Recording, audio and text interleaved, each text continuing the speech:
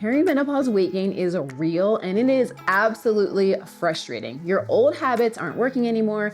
It's time to understand why and what you can do about it. A lot of us start noticing our bodies changing in this perimenopause season, especially the scale creeping up, belly fat that wasn't there before, and that frustrating feeling of, I'm doing everything the same, so what actually gives? Let's talk about what's really going on with weight gain in perimenopause, because it's not just you and there is definitely something you can do about it. I recently turned 40 and I'll be honest, this topic is personal. Whether you're noticing stubborn belly fat, weight gain, or just feeling off, perimenopause might be playing a role. I'm a registered dietitian and I am diving deep into the real reasons for weight gain in this phase and what actually works to feel good again. And as someone who might be entering this phase myself, because honestly, who knows? This topic has been top of mind. So if you're in the same boat, I have made this video for you. And stick around until the end because I'm going to share the one mistake that 70% of women make that actually makes perimenopause weight gain worse. Okay, let's get clear on what exactly perimenopause is, because I feel like no one talks about this until you're already in it. And why is that, by the way? Is it because when we hear the word menopause, it makes us sound old? Menopause? Seriously? When I shared my first perimenopause foods video, one of my friends from high school literally messaged me and she said, "Dang, Aim, we're old." But 40 is not old. I know when you're 22, you think 40 is kind of ancient, but now that I'm 40 and I'm here, it is not. And I still feel like I'm in my 30s. Anyone else out there? What age do you still feel you are, or tell people you are? Drop it to me down in the comments. This will be super fun to hear. I think I feel around 34, maybe. I mean, you're only as old as you feel, right? Now, perimenopause is basically your body's dress rehearsal for menopause. And it can start as early as your mid-30s, but it typically kicks in during your 40s. And during this time, your hormones, particularly estrogen and progesterone, start doing a little chaotic dance. One day estrogen is high, the next it's tanking. Your progesterone can be all over the place.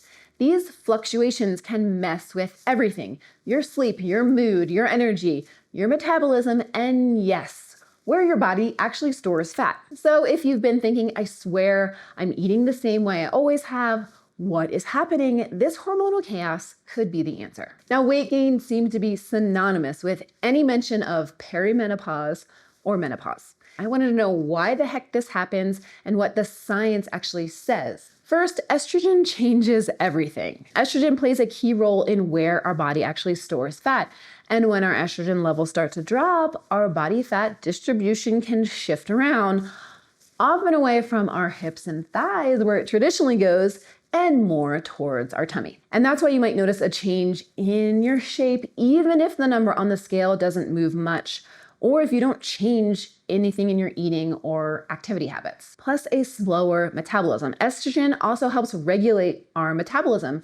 As our estrogen levels decline, our body might burn fewer calories at rest than it used to. And that means you can be doing exactly what you've always done and still notice some weight creeping up. And it's not about willpower, it's about biology. Plus, let's not forget about our hunger and fullness hormones. Estrogen interacts with hormones like ghrelin, our hunger hormone, and leptin, our satiety hormone. When estrogen dips, ghrelin can increase and leptin might decrease, which means you might feel hungrier more often and less satisfied after meals, making it easier to eat more than our body might actually need. And add to that estrogen also helps regulate our cholesterol levels. It helps protect our heart. Second, we're losing muscle. Starting in our 30s, we lose about 3 to 8% of our muscle mass per decade. And here's what's really scary. After age 50, that accelerates to 5 to 10% every 10 years. Less muscle equals slower metabolism. Third, stress and sleep become major players. Our cortisol, our stress hormone, tends to run higher during perimenopause. And then poor sleep makes this even worse. High cortisol leads to cravings, specifically for carbs and sweet. And guess where that extra energy gets stored?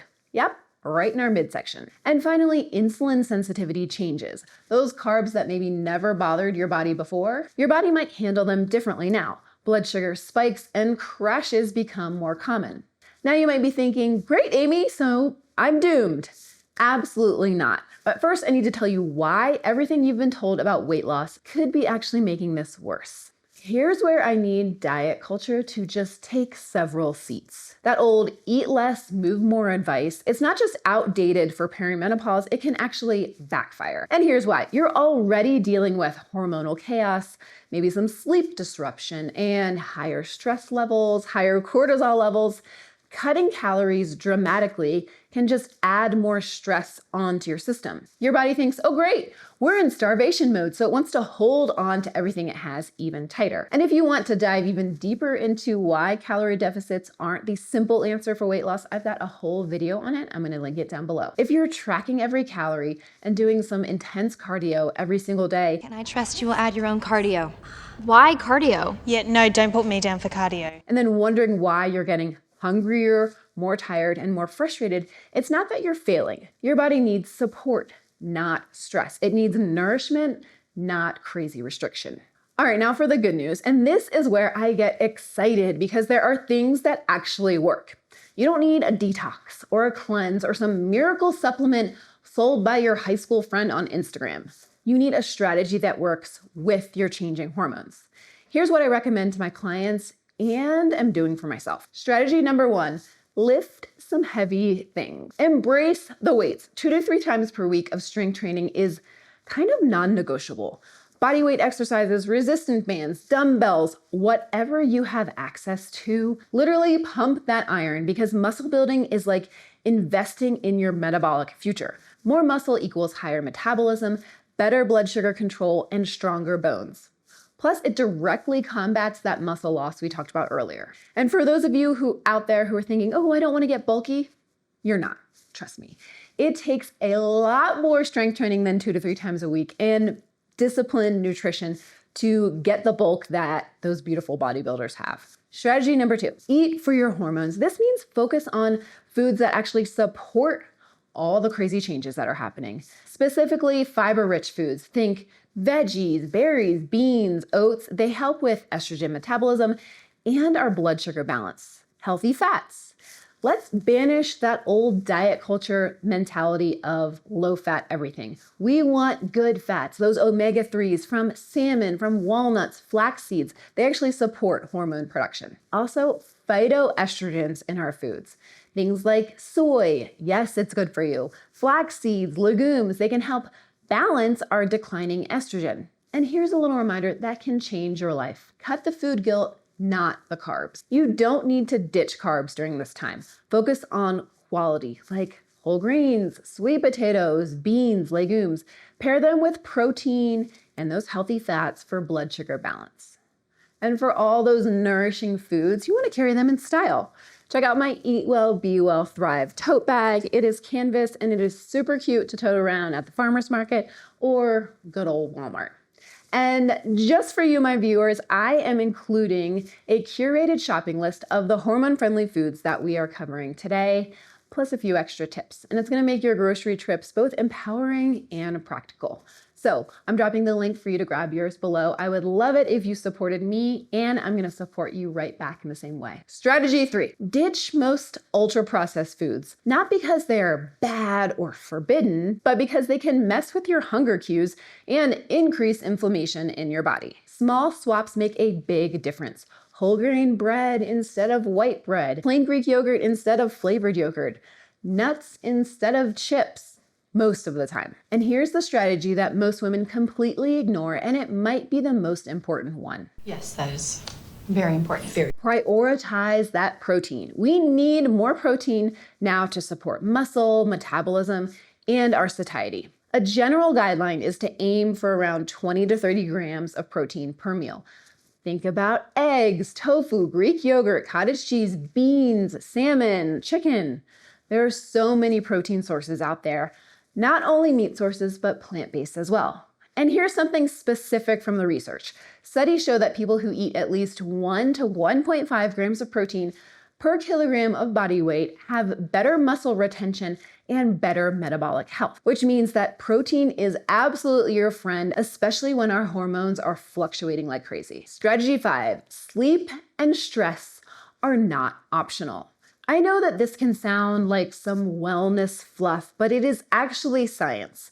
Poor sleep and chronic stress keep our cortisol levels elevated, which directly contributes to belly fat storage and increased cravings. So, what can we do about it? This might mean creating a wind down routine. Yes, really think about that. What would be a good wind down routine in the evening to set yourself up for good sleep? Could also mean cutting out caffeine after noon, actually speaking up for yourself and saying no to some things, or taking 10 minutes of deep breathing or some gentle stretching.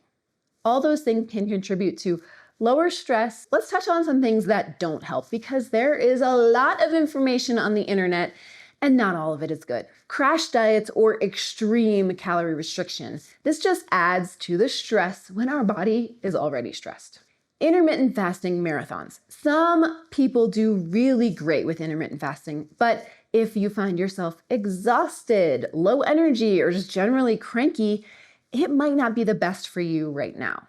Obsessing over the scale daily. Here's something you might not know. Your weight will fluctuate more during perimenopause due to those hormonal changes. All these approaches can backfire majorly. You need fuel and support, not restriction and stress. Remember I mentioned that 70% of women make one mistake that makes perimenopause weight gain worse? Here's what it is. They try to out-restrict and out-exercise their hormones instead of supporting them. And I have seen this time and time again. When you fight against your biology, biology is going to win every time. It's kind of like trying to argue with a toddler. You might think you're winning, but really you're just exhausting yourself. So when you work with your body instead of against it, that's where the magic happens. Remember that you don't have to figure this out alone. Talk with your healthcare provider. Find a dietitian to help you with a personalized plan. Find a community to give you that hug and support that we all need. This is a wild ride, perimenopause. I have a private Thrive Nutrition RDN members Facebook group just for that. It's a supportive community where we're sharing our goals, we're sharing funny memes and nourishing recipes to feel our best. So I'm going to drop a link below for you to join. Here's what I want you to remember. You are not failing. You're just in a new phase of life that requires a new approach. And I understand wholeheartedly that it can be hard to accept that you're in a new phase of life when you still feel 34. Remember, drop it to me in the comments. What age do you feel? But this new phase requires a new approach. And honestly, once you figure it out, it can be pretty amazing. This phase of life comes with more confidence, less tolerance for nonsense, and tuning into our body and actually understanding what it needs. Your 20-year-old metabolism might be gone, but your 40 plus years of wisdom are just getting started. And that is a pretty powerful trade-off. So here's my challenge to you. Pick one thing from today's video, just one. Maybe it's adding more protein to your breakfast or picking up the dumbbells that have accumulated dust down in your basement, or finally admitting that staying up until midnight scrolling your phone is not helping your sleep and in turn, not helping your health. So start there. Your future self and the one who feels strong, energized, and confident in her body is cheering you on, and I am too. Now, if you want to dive deeper into foods that specifically help us during perimenopause, I've got you. I have a whole video breaking it down, what to eat, why it works, and how to make it simple. So click the video on your screen right now, and I'll see you over there. Until then, eat well, be well, thrive.